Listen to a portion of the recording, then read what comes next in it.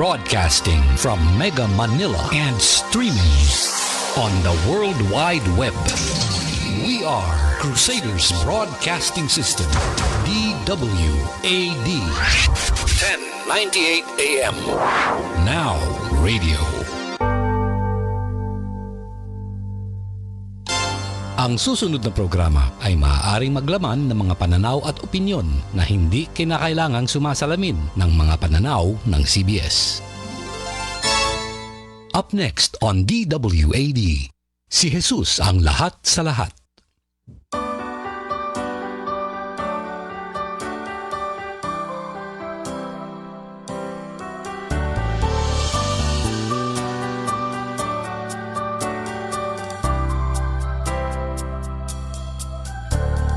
Gagawa ang Diyos ng daan sa buhay ko.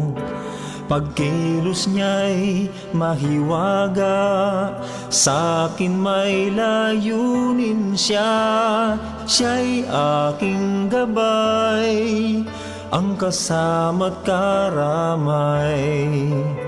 Pag-ibig niya't kalakasan, bawat araw man, siyang aking daan. Gagawa ang Diyos ng daan sa buhay ko. Pagkilos niya'y mahiwaga, sa'kin may layunin siya. Siya'y aking gabay, ang kasama't karamay. Pag-ibig niya't kalakasan, bawat araw man, siyang aking daan. Sa ilang ako'y kanyang itatawid. Disyerto man may ilog siyang hatid. Langit mawawala, ngunit di ang wika niya. Siya'y mayroong gagawin ngayon.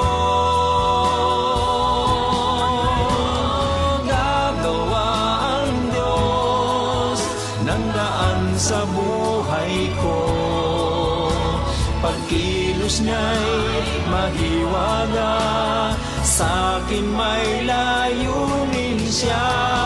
Siya'y aking gabay, ang kasama't karamay. Pag-ibig niya kalakasan, bawat araw man, siyang aking daan. Pag-ibig niya't kalakasan, bawat araw man, siyang aking daan.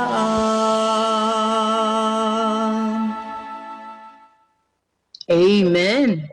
Isang magandang umaga po sa ating lahat sa araw na ito, mga kapatid na nakikinig sa programang Si Jesus ang lahat sa lahat, na patuloy po nating napapakinggan Lunes hanggang Biyernes, 6 to 6:30 ng umaga, Sabado at Linggo, 8 hanggang 9 ng umaga. Magandang umaga po sa lahat. Ito po ang inyong kapatid sa Panginoon na makasama nyo sa loob po ng 30 minutes. Ako po si Pastora Bibian, na ating pong pagbulayan ang salita ng Diyos sa umagang ito. Tunay po napakabuti ng Panginoon. Isang maulang umaga po sa lahat. Salamat po sa Diyos sa araw na ito. Tunay nga po na sa bawat umaga na tayo nagigising ay isa pong biyaya o pagpapala ng Diyos sa atin. Magandang umaga po sa lahat, mga kapatid. At sa ating pong pagpapatuloy sa pagbulay-bulay ng salita ng Diyos sa araw na ito, tayo po ay sandaling manalangin. Purihin ka, Panginoon, sa umagang ito. Sa magandang umaga po, Lord, ang aming bati sa iyo sa araw na ito. Salamat po, Lord, sa panibagong araw na muli, Lord, binigay mo sa amin. Salamat sa hininga, sa buhay, sa lakas na amin po natanggap sa araw na ito, Panginoon. Sa oras na ito, Lord, patuloy kami lumalapit sa iyo, Lord namin. Ipinagkakatiwala ang araw na ito, Panginoon. Maging sa oras na ito, Lord, sa aming pong pakikinig na iyong mensahe, Panginoon. Iya mo, Diyos, na ikaw, ang Diyos na kumilos, ang manguna sa mga buhay ng bawat isa sa amin, Panginoon. At patuloy ka, Lord, na kumilos, Panginoon, sa umagang ito. Iya mo, Lord, na yung mga salita, Lord God, na amin pong mapakinggan o maipahayag, O Lord, sa umagang ito, Lord, ay Lord, hindi lang mapakinggan, bagkus, Lord, tumimo to sa aming mga puso at isipan at higit sa lahat. Amin po, Lord, maisagawa ang lahat, Lord, ng mga naririnig namin, Panginoon, ng mga turo o mensahe buot sa iyo, Panginoon. Salamat sa umagang ito. Abutin mo, Lord, ang bawat isa na nakikinig sa kanya-kanya ng mga tahanan, maging sa mga nagbabiyahe, Lord God, na nakikinig sa FB, Lord God. Lord, salamat na ikaw ang Diyos na patuloy nagagabay, ikilos, gagawa sa aming mga buhay. Sa iyo, Lord, ang papuri, pasalamat sa pangalan mo, Jesus. Amen. Purihin po ang Panginoon, kapatid. Tunay na ang bawat isa, alam natin, ay nasa mabuti sapagkat ang Diyos natin po ay napakabuti. Amen? So sa umagang ito po, tayo po ay dumako sa ating pong pagbulayan na misaya o salita ng Diyos. So may pinamagatan pong a gift of love. Amen? So purihin ng Diyos.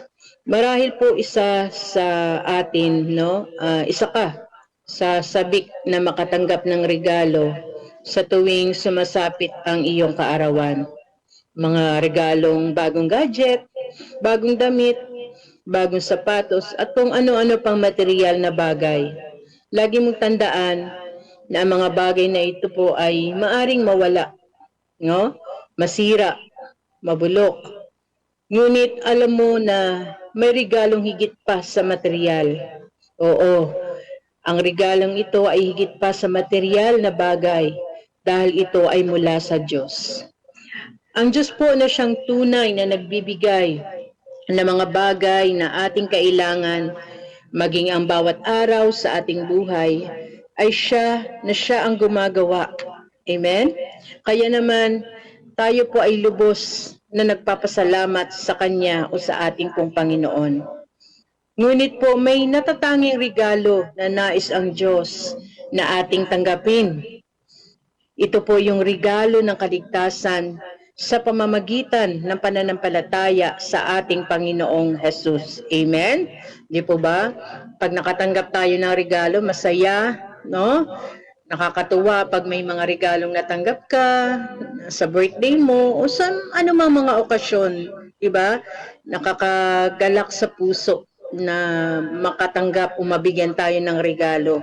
Pero ang Diyos po, no, may regalo ding naalok o binibigay sa atin. Amen? So nais niyang tanggapin natin yung natatanging regalo niya sa atin. Ito po yung regalo ng kaligtasan sa pamamagitan ng pananampalataya sa ating Panginoong Hesukristo. Ang sabi po sa aklat ng Ephesians chapter 2 verse 8, ang sabi po dito, dahil sa kagandahang loob ng Diyos ay naligtas kayo sa pamamagitan ng inyong pananalig kay Kristo. At ang kaligtasang ito'y kaloob ng Diyos, hindi mula sa inyo. Amen. Purihin po ang Panginoon. Talagang ang buti ng ating Panginoon, no?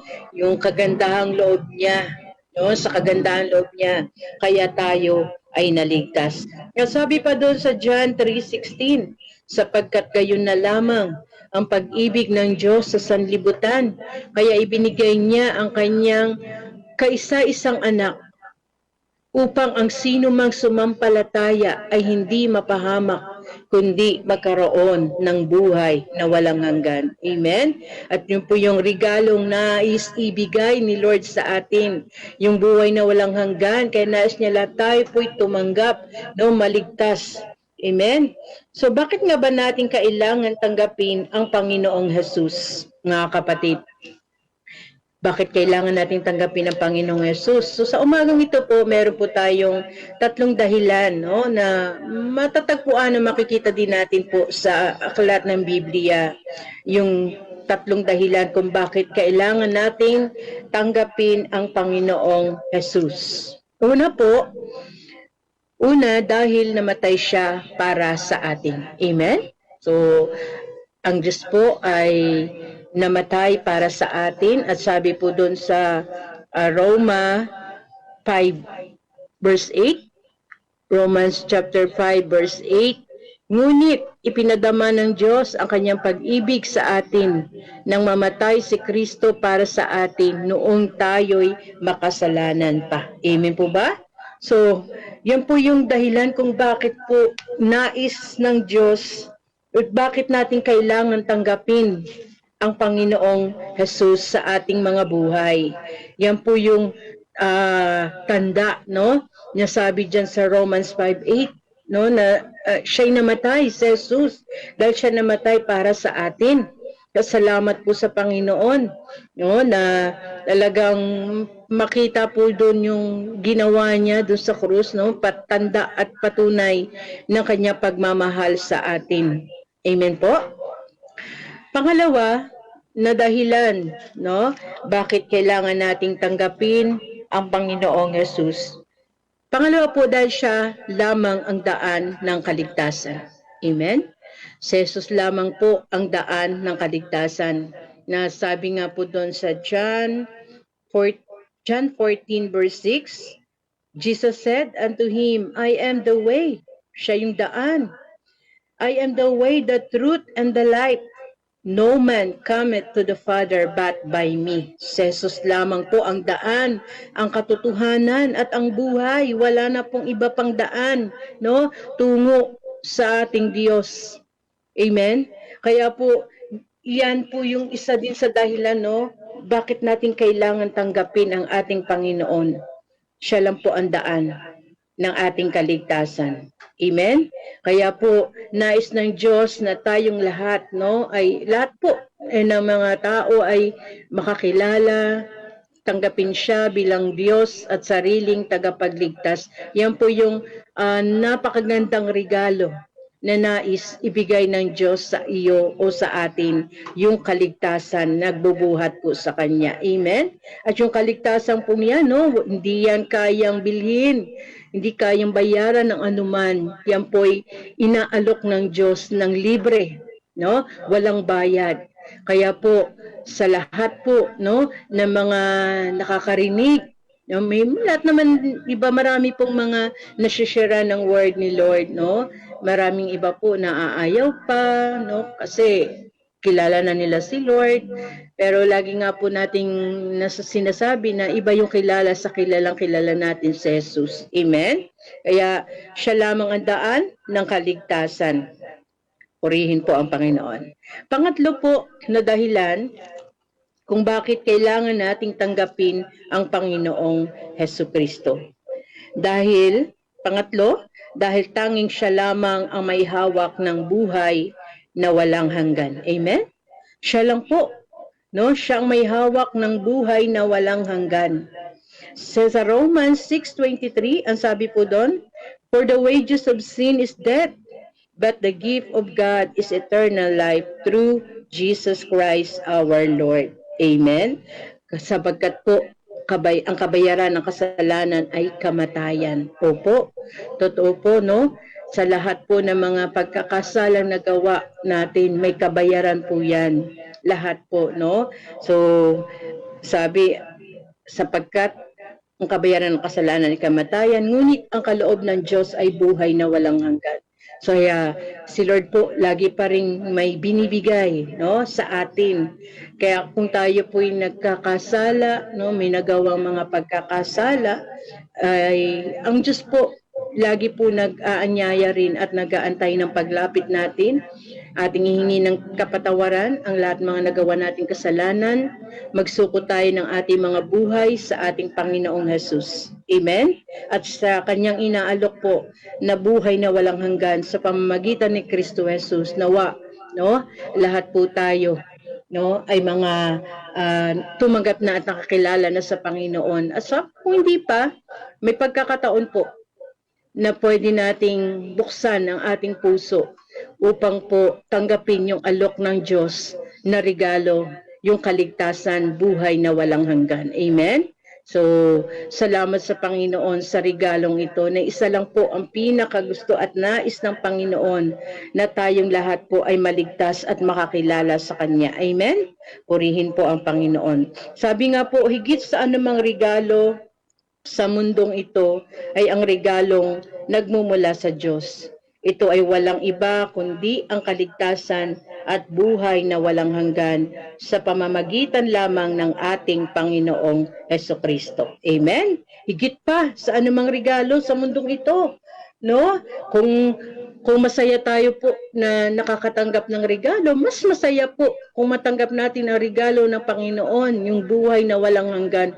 Sabi nga po, wala nang hihigit pa sa ano pa mang regalo, mga material na bagay, yung kaloob ng Diyos o regalo niya sa atin na buhay na walang hanggan. Amen?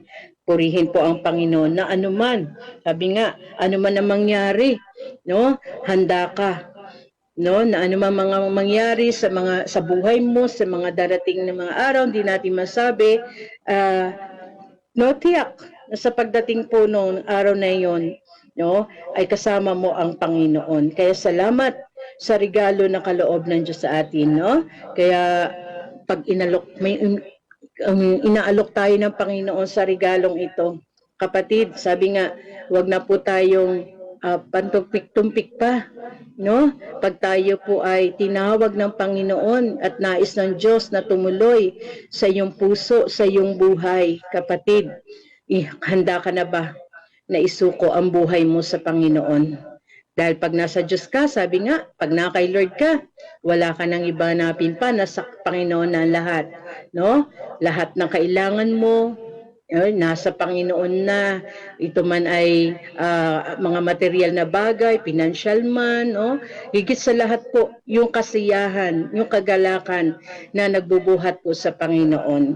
Kaya salamat po sa Panginoon. Tunay nga po na napakabuti ng ating Diyos. Amen? Kaya kapatid, sa oras na ito, kung nais mong tanggapin ang regalo ng Diyos, at nais mo siyang tanggapin sa iyong puso, sa iyong buhay, bilang iyong Diyos at sariling tagapagligtas. Kapatid, inanyayahan ka ng Panginoon sa oras na ito. Saan ka man, sino ka man, tinatawagan ka ng Panginoon na lumapit sa Kanya at magsuko ng iyong buhay sa Kanya. Amen? Kaya po, sa tatlong dahilan na ating pong pinagbulayan, bakit nga ba natin kailangan tanggapin ang Panginoong Jesus? Amen? So una po na dahilan, balikan natin po dahil namatay siya para sa atin.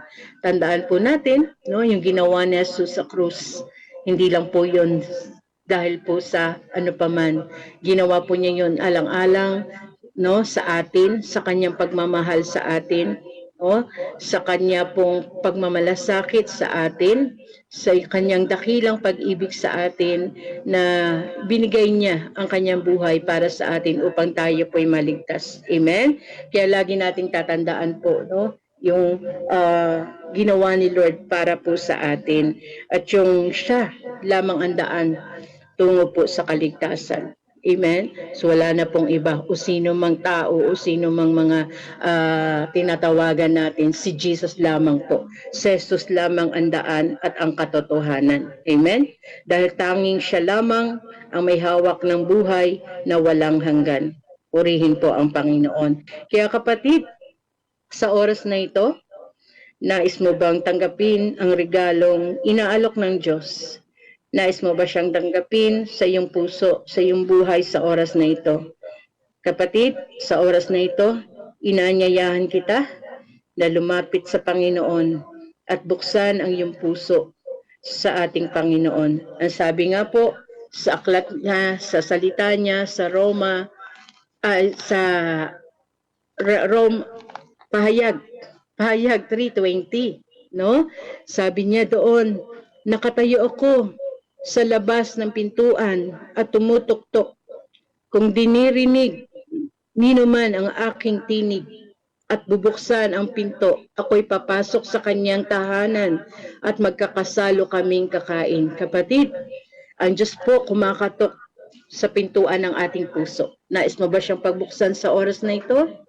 Nais mo ba siyang tanggapin bilang iyong Diyos at sariling tagapagligtas? Kapatid, sa oras na ito, nakikita ka ng Panginoon. At nakahanda ang Diyos na linisin tayo, patawarin tayo sa lahat ng ating mga kasalanan. Lalapit lamang po tayo sa Panginoon at patatawarin tayo ng Diyos. At ibibigay niya yung regalong kanyang inaalok, yung buhay na walang hanggan o yung kaligtasan. Nais mo ba kapatid, tanggapin si Lord sa buhay mo sa oras na ito? Kung ikaw po ay nasa tahanan mo, sa kaman sa biyahe, sa oras na ito, ang Diyos po nangungusap at nais ka po niyang tanggapin sa oras na ito. At sa oras pong ito, tayo po ay manalangin, panalangin ng pagsisisi at pagtanggap sa ating Panginoon sa oras na ito. Sunod po kayo sa panalangin ito. Habang po kayo nakikinig sa umagang ito, sa panalangin pong aking bibigkasin, sumunod po kayo at ang Diyos po ay nandyan na siyang nangako na hindi niya iiwan, di kanya pababayaan. Nakikita ka po ng Panginoon sa oras na ito. At tayo po ay manalangin. Panginoong Jesus, inaamin ko pong ako'y makasalanan at nangangailangan ng iyong kapatawaran. Naniniwala po ako na si Kristo'y namatay para sa akin bilang kabayaran sa aking kasalanan. Panginoong Jesus, sa oras na ito, narito po ako, lumalapit, humihingi ng kapatawaran. Sa oras na ito, Panginoon, pakalinisin mo po ako. At sa oras na ito, Diyos, inaanyayahan kita, Panginoong Jesus, na pumasok sa aking puso at buhay bilang aking Panginoon at sariling tagapagligtas. Nakahanda po akong tumalikod sa aking kasalanan at sumunod sa kalooban mo sa akin. Tulungan mo ako, Panginoon, at bigyan ng lakas upang patuloy akong sumunod sa iyo. Salamat, Panginoon, sa kaligtasan. Salamat, Panginoon, sa iyong pagmamahal. Salamat, Panginoon, sa iyong kabutihan. Sa iyo, Diyos, ang papuri, pasasalamat sa pangalan mo, Jesus. Amen. Purihin ang Panginoon, kapatid. Congratulations po sa inyo pong pagtanggap sa Panginoon. Na tunay nga po na ang Diyos po na inyo tinanggap ay Diyos na buhay at makapangyarihan sa lahat. Si Jesus. Purihin po, Panginoon. Sa oras po ito, tayo po ay sandaling manalangin ulit. Lord, salamat po sa oras na ito, Lord, sa mga nagbukas ng kanilang puso upang patuluyin ka bilang kanilang Diyos at sariling tagapagligtas. Panginoon, ikaw ang Diyos na nakakita at nakakaabot sa bawat isa, Panginoon. Nakikilala mo, Lord, ang bawat isa sa amin. Kaya sa oras na ito, Panginoon, patuloy, Lord, ng aming buhay ay iyo po, Panginoon, pagpalain, patuloy mo kaming gabayan, lagi mo kaming samahan, Panginoon, sa lahat ng oras. At patuloy, Panginoon, lagi ka naming hanapin, katagpuin, Panginoong Jesus. Salamat, Panginoon, sa oras na ito, sa pangalan mo, Jesus. Amen. Purihin ang Panginoon, kapatid. Congratulations po. At sabi nga po, wala nang higit pa, no, sa regalo, no, higit pa sa mga material na bagay na nagbibigay ng panandaliang saya, pero yung kaligtasan at buhay na walang hanggan, regalo na kaloob ng Diyos, sabi nga po ay hindi mapapantayan, no? Salamat sa Panginoon na lagi po siya nananawagan, inaabot tayo sa lahat ng oras sa buhay po ng bawat isa sa atin.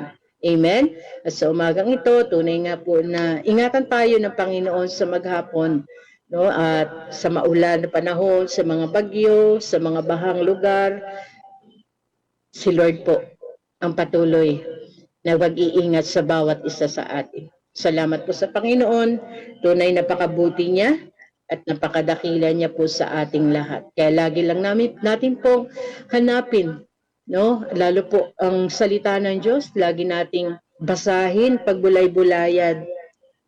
At ang Diyos po ay nangungusap, kumikilos sa bawat mga mensahe o salita niya na ating pong nababasa dahil buhay po ang Panginoon. Siya po yung patuloy na gumagawa, kumikilos sa buhay natin. Amen? Kaya salamat po sa Panginoon sa umagang ito at nawa po sa araw na ito sa lahat ng ating mga panalangin o dadalangin sa Panginoon, mga kahilingan sa umagang ito, no? I-answered prayer po tayo ng Panginoon. At dalangin din natin po sa mga lugar na apektuhan ng bagyo, sa mga lugar na binaha, no? Ay patuloy na proteksyon at pag-iingat ng Diyos sa kanila. Salamat Lord sa iyong kabutihan, sa iyong kadakilaan, katapatan sa aming mga buhay, Panginoon. Purihin ka, O Diyos. At salamat po sa lahat ng mga nakinig, no, sa mga radio, sa kanilang mga bahay, at kasama po dito sa FB Live.